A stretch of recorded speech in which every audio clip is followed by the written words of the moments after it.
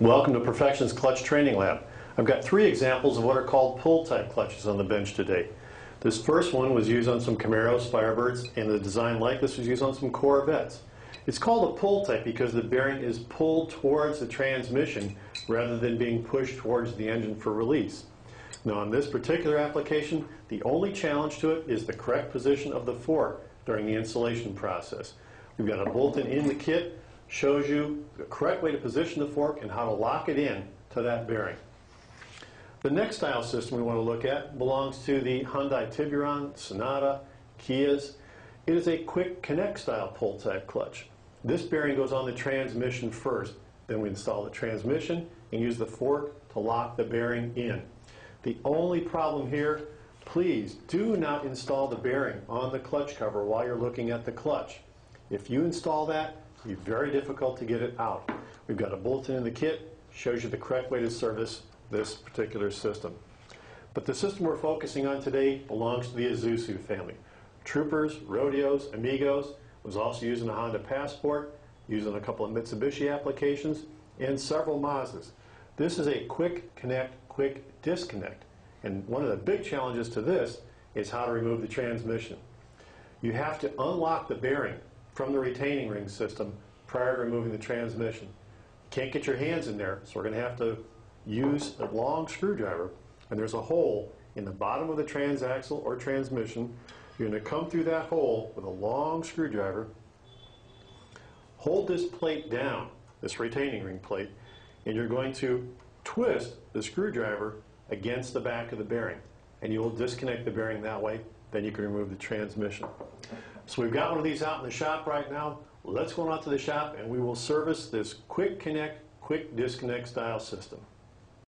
Now what we are trying to do is insert the screwdriver between, I hold that plate in, twist, and pop the bearing out. That unlocks it, allows you to remove the transmission.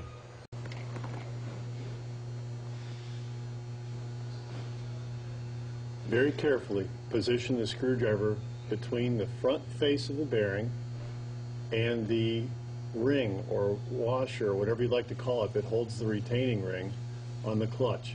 You don't want to get in between the retaining ring on the diaphragm springs and the ring that holds the retaining ring. That'll just cause everything to lock up. So now with the screwdriver correctly positioned, it's very difficult to film this. I'm going to twist on the screwdriver, hold the retaining ring in position, and start to pop the bearing out. I hope if I hit it in just the right spots.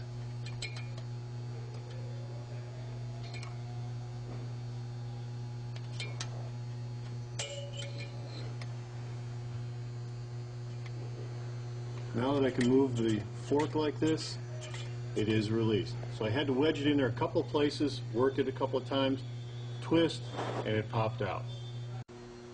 The new pull type clutch is installed, got a new pilot bearing, we took care of the flywheel, disc, clutch covers bolted up, everything was torqued according to specs.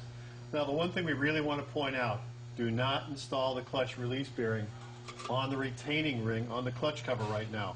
This is a quick connect type system. We're going to install this on the transmission, and then after it's all bolted up to the engine, we're going to work the fork, we're going to lock the bearing into the retaining ring, and we'll be able to release that clutch. Now to remove this bearing from the transmission, there's a retaining clip right here, a washer. The pin drops out, then the fork and the bearing can come off the front of the transmission. Clean everything up. There's a bushing inside this fork. Lubricated it back up with grease, cleaned everything. Put some grease underneath the bearing so it slides good and free and clear on that front bearing retainer. Clean up the input shaft spline, a little wire brush, a little solvent, get it good and clean. Also clean up the nose of the input shaft right here. Now I want to take the clutch disc, clean hands, slide it on, make sure it slides free and clear, and then the little pack of grease we put in the kit, smear it around inside that spline and on the input shaft, slide it on, index it, slide it off, wipe up the excess, and we are ready to go. Remember, do not install the bearing on the clutch cover. It goes on the transmission, and we'll lock it in. Now the clutch is installed, the transmission is completely bolted in. Now the next thing we want to do is attach the bearing to the retaining ring on the diaphragm spring. So all I'm going to do is take the fork, my hand, move to the back, it touches, one good click, and it's locked in. So the slave cylinder, later on, will come in from here and push against the fork for release. But it's locked in. Servicing pull-type clutches with quick disconnect style bearing systems that lock onto the diaphragm spring, not so hard to do once you know the secret handshake. It's where to put the screwdriver, how to hold it, the twist, and that bearing comes right out.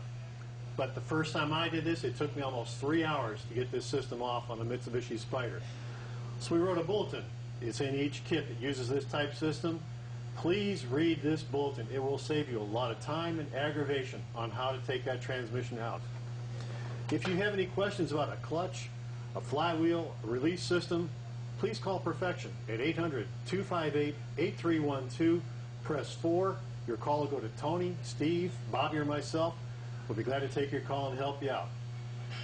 See, Dennis, this isn't so hard to do after all.